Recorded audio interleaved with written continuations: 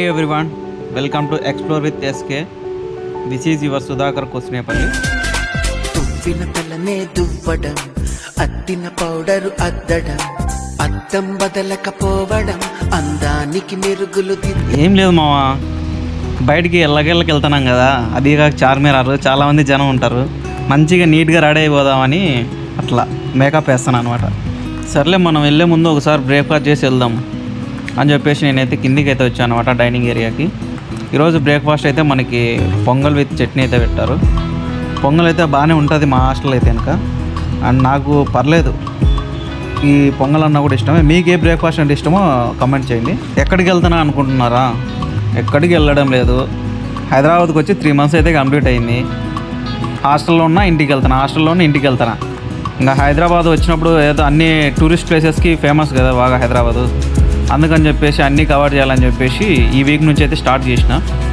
దాదాపు ఒక 10 places ఏమున్నాయి అబ్బా, దగ్గర ఉన్నాయి, అవి కూడా కవర్ చేయొచ్చు ఒకటేసారి వెళ్తే. ఫస్ట్ ప్రిఫరెన్స్ వచ్చేసి నాకు హైదరాబాద్లో వచ్చేసి ఏముంటుందో మీరు కామెంట్ చేయండి, వితిన్ 2 seconds నేను చెప్తా.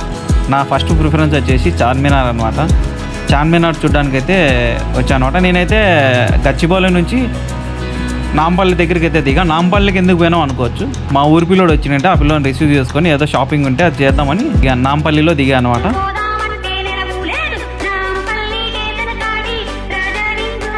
నాంపల్లి స్టేషన్ దగ్గరికి వచ్చిన తర్వాత అయితే ఫస్ట్ అయితే నాకు ఈ పాటే గుర్తుకొచ్చింది. మేమైతే మా షాపింగ్ అంతా కంప్లీట్ చేసుకుని అయితే చార్మినార్ చూడడానికి అయితే వెళ్తాం అనమాట. చార్మినార్ ఎంట్రన్స్ అనమాట ఇది. మేమైతే దగ్గరికి వచ్చేసినాము. అండ్ ఇక్కడ చార్మినార్ దగ్గర అయితే కనుక చాలామంది అయితే కనుక వివిధ రకాల థింగ్స్ అయితే అమ్ముతూ ఉంటారు. బయట కన్నా ఇక్కడ ప్రైసెస్ అయితే నార్మల్గా అనిపించింది. బయట ఇక్కడ ఏం పెద్ద డిఫరెన్స్ ఏం లేదు, బట్ కొనాలంటే కొనండి. అండ్ మీకు డౌట్ రావచ్చు, ఈ చార్మినార్ ఎందుకు కట్టారు, ఎప్పుడు కట్టారు, ఎవరు కట్టారు, దీన్ని కట్టడానికి మెయిన్ రీజన్ ఏంటనేది ఎవరికి తెలియదు అనమాట. అది ఈ వీడియోలో ఎక్స్ప్లెయిన్ చేస్తాను, లాస్ట్ వరకు అయితే చూడండి. మొత్తానికైతే నేను చార్మినార్ని అయితే ఫస్ట్ టైం అయితే చూసినాను అనమాట. నువ్వు నీ కళ్ళతో చూసావా? కళ్ళు చెదిరిపోయేలా ఉంది వర్మ, మైండ్ బ్లోయింగ్, ఏరే లెవెల్ వర్మ. చెవులతో వింటున్న దాన్ని 4 అడుగుల దూరం నుంచి చూశాను వర్మ. అది చూసిన దగ్గర నుంచి నా బాడీ ఏదోలా అయిపోతుంది వర్మ. నిజంగా నాకు కూడా అయితే ఏదో అయిపోయింది అనమాట చార్మినార్ చూసిన తర్వాత. ఎందుకంటే ఎప్పుడు బుక్స్లో చూడడము, వీడియోస్లో చూడడము, చార్మినార్ అంటే మహమ్మద్ కులీ కుతుబ్ షా నిర్మించినాడు, దానికి 100,000 మంది కూలీలు కష్టపడినారనేది నేను బుక్లలో చదివినా కానీ ఫస్ట్ టైం అయితే చూడడం అనమాట. నాకైతే చాలా బాగా నచ్చింది చార్మినార్. ఇంకా చార్మినార్ యొక్క చరిత్ర చూసుకున్నట్టయితే చార్మినార్ని సుల్తాన్ మహమ్మద్ కులీ కుతుబ్ షా 1591లో నిర్మించారు. ఇది వచ్చేసి స్క్వేర్ షేప్లో ఉంటుంది. అండ్ 4 pillars అయితే ఉంటాయి అన్నమాట, 4 minars అయితే ఉంటాయి. అండ్ ఇది తన భార్య భాగమతి గౌరవార్థం నిర్మించబడిందని చెబుతారు. అయితే చార్మినార్ నిర్మాణం వెనుక అసలు కారణం మాత్రం ఇంకా తెలియరాలేదు. ప్రజాదరణ పొందిన నమ్మకం ప్రకారం చార్మినార్ ఆ యుగంలో నగరం మొత్తాన్ని విపరీతంగా ప్రభావితం చేసిన ప్లేగు వ్యాధి నిర్మూలనను గుర్తించడానికి నిర్మించబడింది. తన ప్రజలు బాధపడుతున్న ఆ ప్లేగు వ్యాధి అంతం కావాలని సుల్తాన్ ప్రార్థించాడని నమ్ముతారు. అందువల్ల ప్లేగు వ్యాధి ముగియడంతో అతను అల్లాకు నివాళిగా చార్మినార్ నిర్మించాడు. 4 స్తంభాలు కూడా ఇస్లాం యొక్క మొదటి 4 ఖలీఫాలకి అంకితం చేయబడ్డాయి. కర్బాలా యుద్ధంలో తన ప్రాణాలను కోల్పోయిన ప్రవక్త మహమ్మద్ అల్లుడు జ్ఞాపకార్థం దీనిని నిర్మించారని కూడా చెబుతారు. దీని రూపకల్పన షియా తజియా సాకారంలో ఉంటుంది. చార్మినార్ యొక్క ప్రదేశం సుల్తాన్ తన కాబోయే భార్య భాగమతిని మొదటిసారి చూసిన ప్రదేశం అని కూడా కొందరు నమ్ముతారు. 17వ శతాబ్దంలో ప్రయాణించిన ఒక ఫ్రెంచ్ యాత్రికుడు జీన్ డి థెవెనోట్ ప్రకారం దీని నిర్మాణానికి కారణం పూర్తిగా భిన్నమైనది. పర్షియన్ గ్రంథాలతో సమకాలీకరించబడిన అతని కథనం ప్రకారం చార్మినార్ 2వ ఇస్లామిక్ మిలీనియం ప్రారంభానికి గుర్తుగా నిర్మించబడింది. పునాది రాయిపై ఉన్న శాసనం, ఈ నగరాన్ని ప్రజలతో నింపండి ఓ ప్రభు, నదిని చేపలతో నింపండి అని అనువదించబడింది. చరిత్రకారుడు మొహమ్మద్ షఫీయుల్లా ప్రకారం చార్మినార్ హైదరాబాదుకు కేంద్రంగా నిర్మించబడింది. 1589లో నిర్మాణం ప్రారంభించిన 2 ఏళ్లలో 9 లక్షలు, అంటే ఆ కాలంలో దాదాపు 2 లక్షల హాన్లు లేక బంగారు నాణ్యాలు. ఇది కనీసం 30 అడుగుల లోతు పునాది, సుమారు 14,000 టన్నుల బరువు ఉంటుంది. 1670లో పిడుగుపాటుకు గురై ఒక మినార్ కింద పడిపోయింది. అప్పుడు సుమారు 58,000 ఖర్చుతో మరమ్మతులు చేశారు. 1820లో దానిలో కొంత భాగాన్ని సికిందర్ షా 2 లక్షలతో పునరుద్ధరించారు. చార్మినార్ సంబంధం ఉన్న మరొక పురాణం ప్రకారం చార్మినార్ను గోల్కొండ కోటకు కలిపే రహస్య భూగర్భ సొరంగం ఉంది. ఇది రాజకుటుంబం కోసం ఏదైనా అత్యవసర పరిస్థితుల్లో తప్పించుకోవడానికి నిర్మించబడింది. అయితే ఇప్పటి వరకు ఈ సొరంగం అయితే కనుగొనబడలేదు. చార్మినార్ చుట్టూ ఉన్న 4 స్తంభాలు నలుగురు ఖలీఫాలను సూచిస్తాయి. ఈ స్తంభాలు లేదా మినార్ల ఎత్తు 48.7 మీటర్లు ఉంటాయి. అండ్ చార్మినార్ ప్రాంగణం మధ్యలో మీరు ఒక చిన్న ఫౌంటైన్ కూడిన చిన్న వాజును కనుగొంటారు. ఇది ప్రార్థనలు చేసే ముందు అభ్యంగనానికి నీటిని అందించడానికి నిర్మించబడింది. చార్మినార్పై కుతుబ్ షాహీ భవనాల సంతకం మూలాంశాలను కూడా గమనించుకోవచ్చు. ఒక్కో స్తంభాన్ని కట్టిన తీరు చూస్తే అది తామర పువ్వులా కనిపిస్తుంది. మినార్లతో పోల్చినప్పుడు నిర్మాణం చుట్టూ ఉన్న తోరణాలు కొద్దిగా తక్కువగా కనిపిస్తాయి. 1889వ సంవత్సరంలో నిర్మాణం యొక్క 4 వైపులా 4 గడియారాలను కూడా అమర్చారు. ఇప్పుడు నేను మీకు చార్మినార్ ముందు భాగం అయితే చూపిస్తున్నాను. ఇక్కడ చాలా వస్తువులు అయితే అమ్ముతూ ఉంటారనమాట. మేమైతే కనుక ఒక షూ కొందామని అయితే వెళ్ళాము.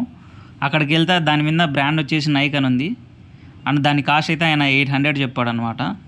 బట్ మనం కకృతి పడి తీసుకున్నామంటే బిస్కెట్ అయింది. ఇక్కడ నిమ్రా కేఫ్ కూడా ఉంది, కేఫ్ అండ్ బేకరీ కూడా ఉంది. ఇక్కడ టీ అండ్ బన్ అయితే చాలా ఫేమస్ అంట.